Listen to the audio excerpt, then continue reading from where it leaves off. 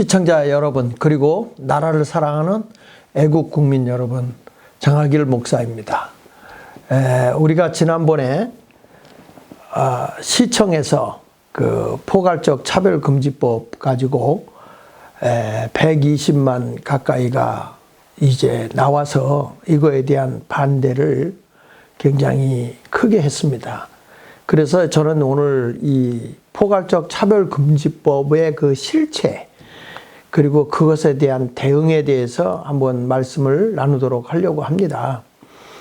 도대체 포괄적 차별금지법이 뭐냐, 그리고 이것이 도대체 어디서 나온 것이냐, 이런 것은 우리가 알아야 하기 때문에 여러분들이 오늘 이 내용을 잘 들어주셨으면 고맙겠습니다. 이 포괄적 차별금지법이라는 것은 사실 영적인 전쟁입니다. 왜 영적인 전쟁이냐 하면은 이 포괄적 차별금지법 뒤에 숨어 있는 것은요, 가정을 해체하라, 그리고 또 하나는 교회를 파괴하라, 이 내용이 그 속에 숨어 있기 때문입니다. 우리가 보면 다양한 그런 그 사상적인 자유도 있고, 또 이게 남녀 성 간의 그 차이도 있고 다 있지만, 그런 것에 대해서 모든 것을 다 하나로 일치화시킨다고 하는 것은 있을 수 없는 일이거든요. 그러니까 이 포괄적 차별금지법 뒤에는 어둠의 영이 우리를 지배하고 있기 때문에 이것은 영적인 것이다라는 것을 먼저 머릿속에 새겨두고 이 강의를 들어주시기를 바랍니다.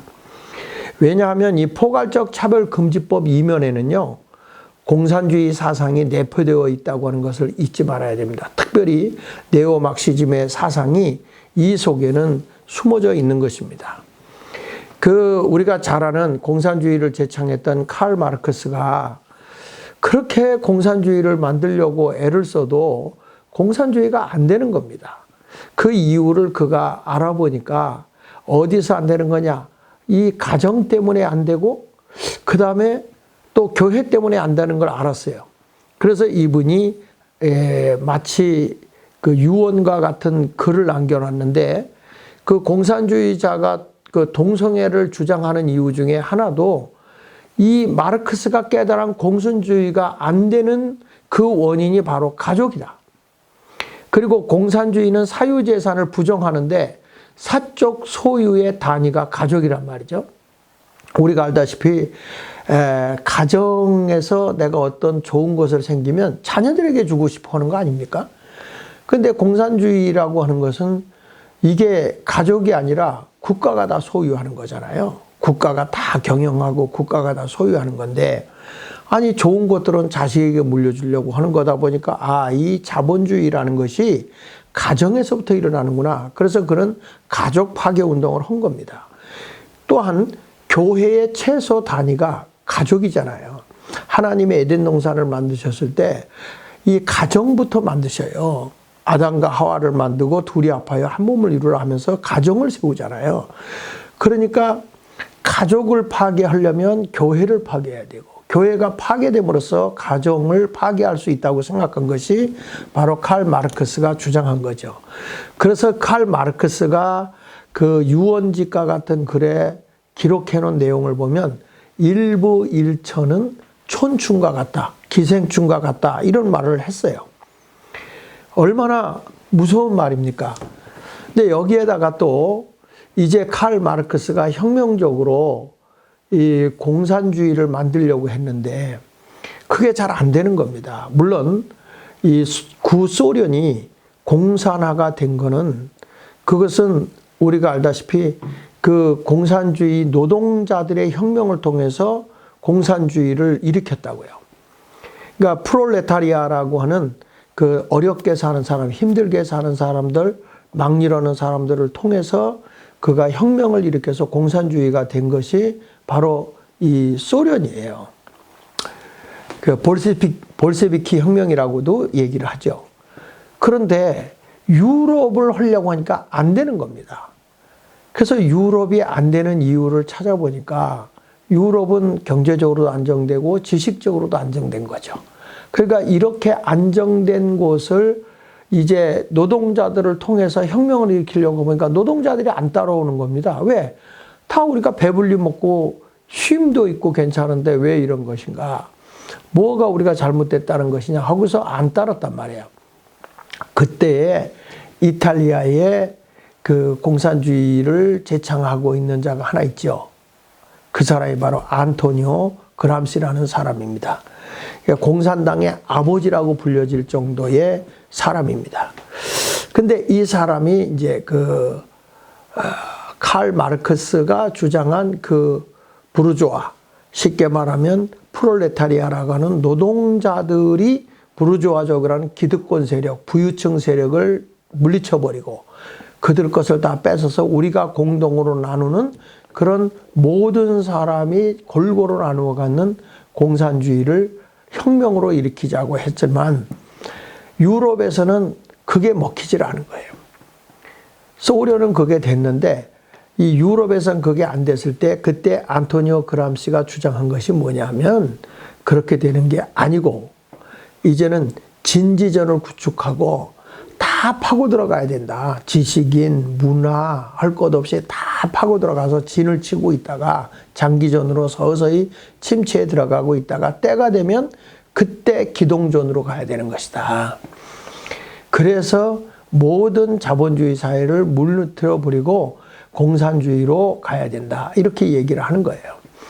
그래서 이 안토니오 그람시가 그 책에 쓴 모든 내용을 요약을 하면 11계명으로 우리가 정리할 수 있어요. 공산주의로 세상을 혁명을 시킬 수 있는 조용한 혁명 11계명이 있는데 그 가운데서 보면 뭐 지속적인 사회를 변화시키고 혼란하게 하라. 학교와 교사의 권위를 약화시켜라 하는데 오늘 얘기하려고 하는 것은 3, 4, 5계명입니다.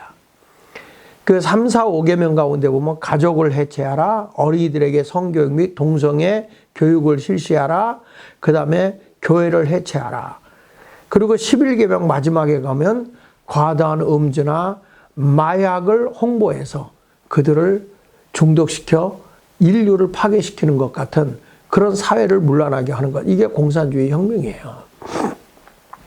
이러한 공산주의 혁명에서 나오는 것이 바로 이제 우리가 이번에 한국에서 다 모였던 사람이 동성애 이거 반대한다. 이렇게 나왔잖아요. 실질적으로 보면 그거는 하나의 구실에 불과해요. 이들의 그 뒤에 숨어 있는 흑막은 엄청난 바로 공산주의 세계를 만들겠다고 하는 그러한 그 전략이 그 속에 깔려 있는 겁니다.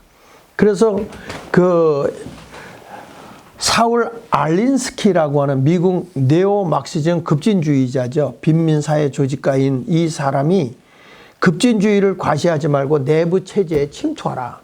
그러니까 이게 뭐죠? 아까 얘기한 그 안토니오 그람시가 진지전을 구축하라 하는 것처럼 내부 체제에 침투해서 다 곪게 만드는 거예요. 그리고 주디스 버틀리라고 하는 이분은 페미니스트 철학자인데 퀴어 주창자죠.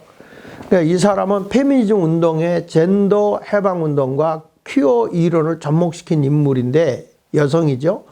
이분은 이런 말을 해요. 남성, 여성으로 인간을 구분하지 말고 그냥 사람이라고만 하라. 이런 말을 했어요. 우리 그 전에 문재인이가 그런 얘기 했잖아요. 그 사람이 먼저다. 이게 공산주의 사상입니다. 이게 뭐에서 나온 거냐? 여성, 남성을 구별하지 않는 거예요. 사람. 이런 단어를 써가지고 이제 이 동성애 결혼해서 가정을 파괴하는 그 무서운 음모가 그 속에 들어있는 것입니다. 그래서 이 안토니오 그람시의 11계명 중에 이제 세 번째였던 가족을 해체하라 하는 내용을 보면은 이제 지금 아이를 하나의 독립인격체로 존중한다는 핑계로 자녀가 부모를 고발할 근거를 마련해요. 그러니까 우리나라의 그 헌법 제11조에 보면 그 연령의 차별금지법이 그게 나오는데 거기에 이런 게 나옵니다. 민법 915조 거기에 보면 삭제를 했거든요. 그게 뭐냐면 자녀 처벌 조항을 삭제했어요. 자녀가 잘못하면 훈계하고 책망을 할 수 있잖아요. 그거를 삭제시켰습니다. 왜냐? 여기 보세요. 친권자는 그 자를 보호 또는 교양하기 위해 필요한 징계를 할 수 있고 이렇게 되어 있거든요.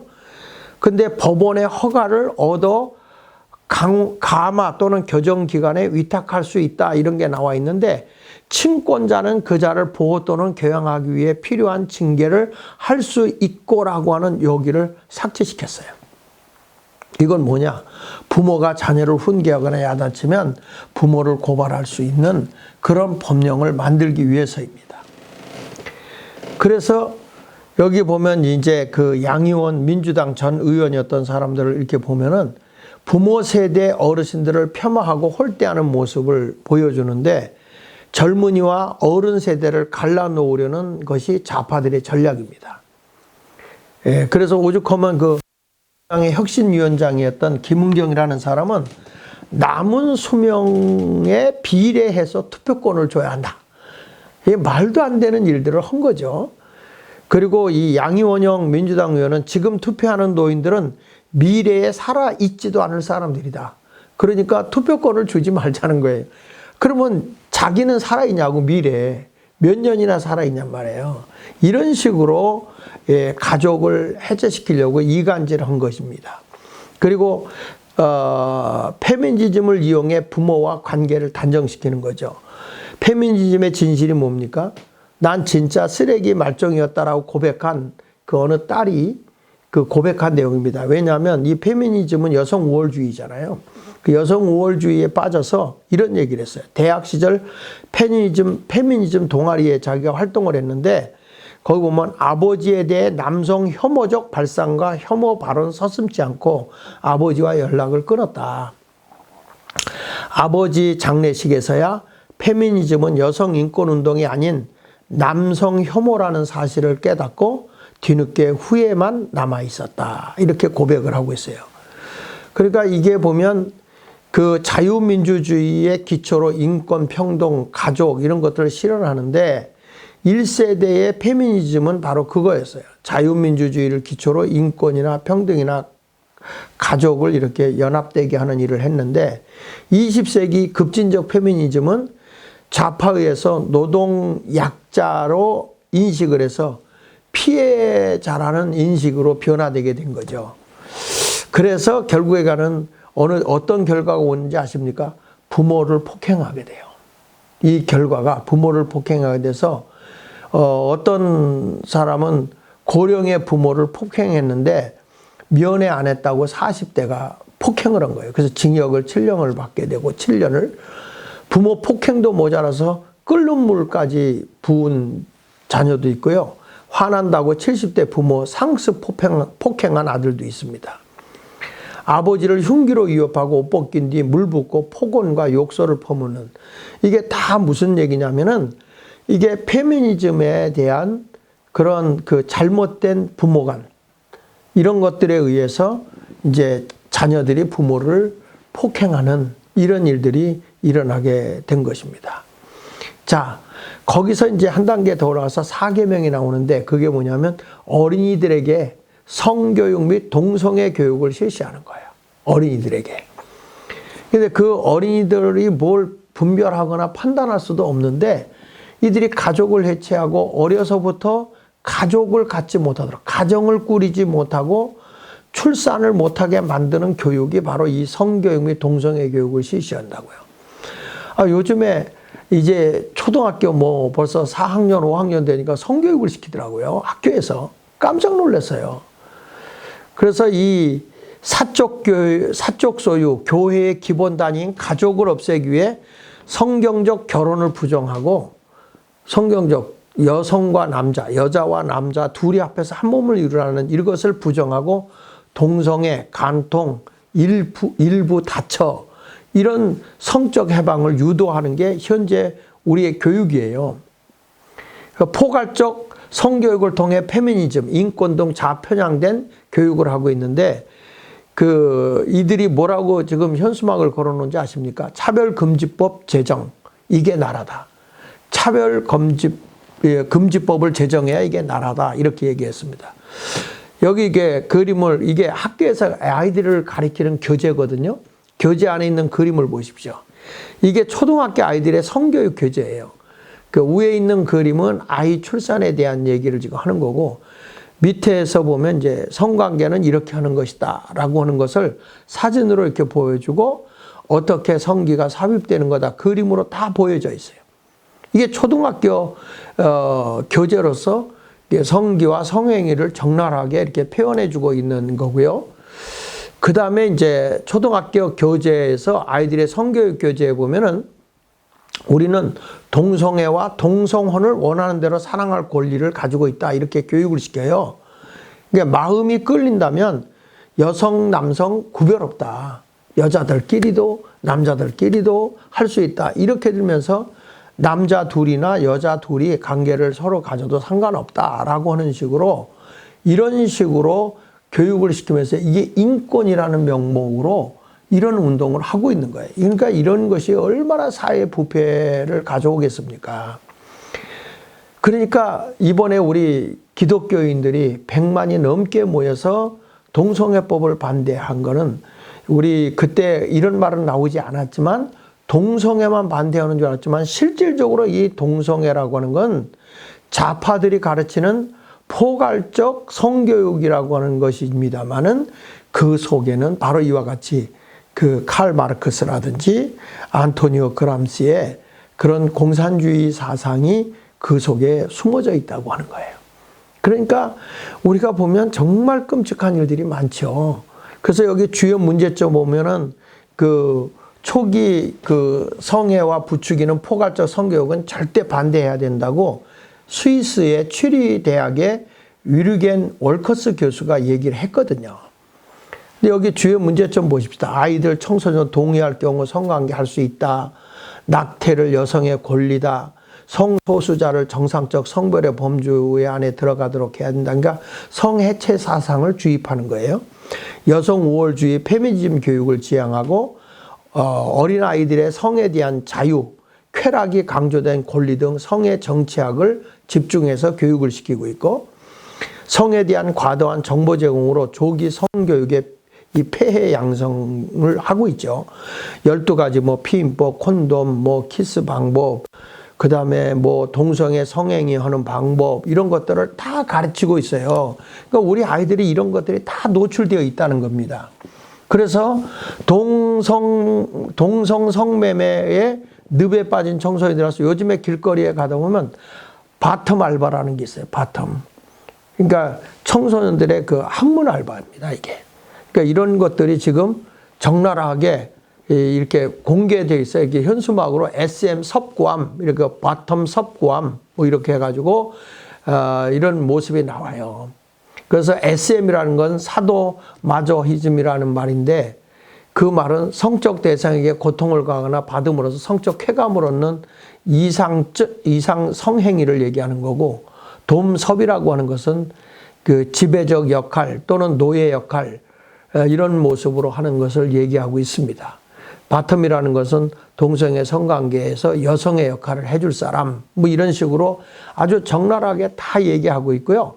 지금 세계 트랜스젠더 미인대회에 가서도 2010년대에 한국 사람이 1등을 한 얘기 있고, 드라마 또는 뭐 예능, 웹툰, 영화제 뭐 이런 데도 보면 이 동성애의 모든 것이 그 콘텐츠가 점령당해 있다. 이것은 뭐 부인할 수가 없는 것입니다. 그리고 성중립 화장실 이런 것들도 지금 이렇게 만들어지고 있고요. 그래서 지금 우리 감리교에서 그 이동환 목사 출교 판결 내린 거에 대해서 이 동성애, 이 젊은 목사들이 그거에 대해서 반대하고 데모도 하고 있는 이런 시대가 돼버렸어요. 그래서 오늘 제가 여러분들에게 말씀한 걸 보면 지금 이러한 모든 그 포괄적 차별금지법이라고 하는 것에서 그 핵심적인 것이 가족을 해체하라. 가족을 해체해서 가정을 없애버리는 거예요. 그 이유는 바로 그 속에 숨겨져 있는 어마어마한 공산주의 사상이 숨어 있다는 거 꼭 잊지 마시고요. 우리가 이 동성애라고 하는 거 절대 해서도 안 되지만 우리가 이 사상적으로도 져서는 안 된다. 그래서 이번에는 우리 기독교인이 110만이 나왔지만은 그 뒤에 숨어 있는 어둠의 영을 예수 이름으로 쫓아버리고 영적 싸움에서 반드시 승리해서 대한민국이 자유민주주의 국가로 그리고 기독교의 정신으로 무장되도록 우리 모두 함께 힘을 합치고 더 열심히 우리 나라를 위해서 힘써 싸워야 됩니다. 서로 넓은 마음으로 이해를 하면서 화목한 자세로 대한민국 지키는 일에 우리 모두 함께 해주시기를 부탁드리겠습니다. 감사합니다.